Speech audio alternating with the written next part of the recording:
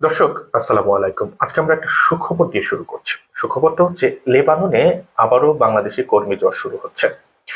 বাংলাদেশ থেকে লেবাননে কর্মী পাঠানোর বিষয়ে যে স্থগিতাদেশ ছিল তা প্রত্যাহার করা হয়েছে। দেশটিতে যুদ্ধ পরিস্থিতি অস্বাভাবিক থাকায় এতদিন কর্মী পাঠানো বন্ধ ছিল। এখন পরিস্থিতির উন্নতি হয় আবারও লেবানন যেতে পারবেন বাংলাদেশিরা।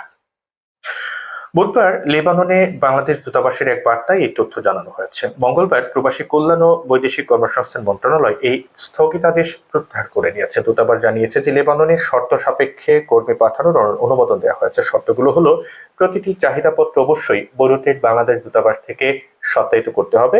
ইসরায়েলের সীমান্তবর্তী লেবাননের দক্ষিণাঞ্চল ছাড়া অন্যান্য এলাকায়, অর্থাৎ লেবাননের অন্য সব এলাকায় কর্ম পরিবেশ সাপেক্ষে কর্মী পাঠাতে পারবে, শুধুমাত্র ইসরায়েল সীমান্তবর্তী এলাকাটা ছাড়া।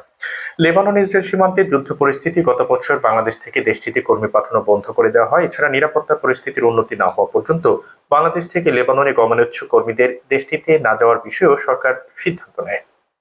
মূলত এরই পরিপ্রেক্ষিতে গত বছরের 13 আগস্ট প্রবাসী কল্যাণ ও বৈদেশিক কর্মসংস্থান মন্ত্রণালয় থেকে একটি বিজ্ঞপ্তিতে লেবাননে বাংলাদেশি কর্মীদের না যাওয়ার জন্য নির্দেশনা দেওয়া হয়। এরপর থেকে গত 7 মাসে লেবাননে কর্মী যাওয়া বন্ধ ছিল।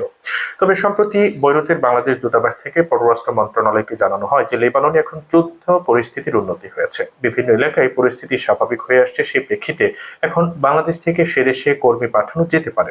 বৈরুতের এই প্রস্তাবের বিষয়ে কর্মী পাঠানোর চূড়ান্ত সিদ্ধান্ত নেওয়া হয়, অর্থাৎ এখন থেকে বাংলাদেশি কর্মীরা চাইলে লেবাননে যেতে পারবে, যেটা আগে 7 মাস ধরে যেটা বন্ধ ছিল।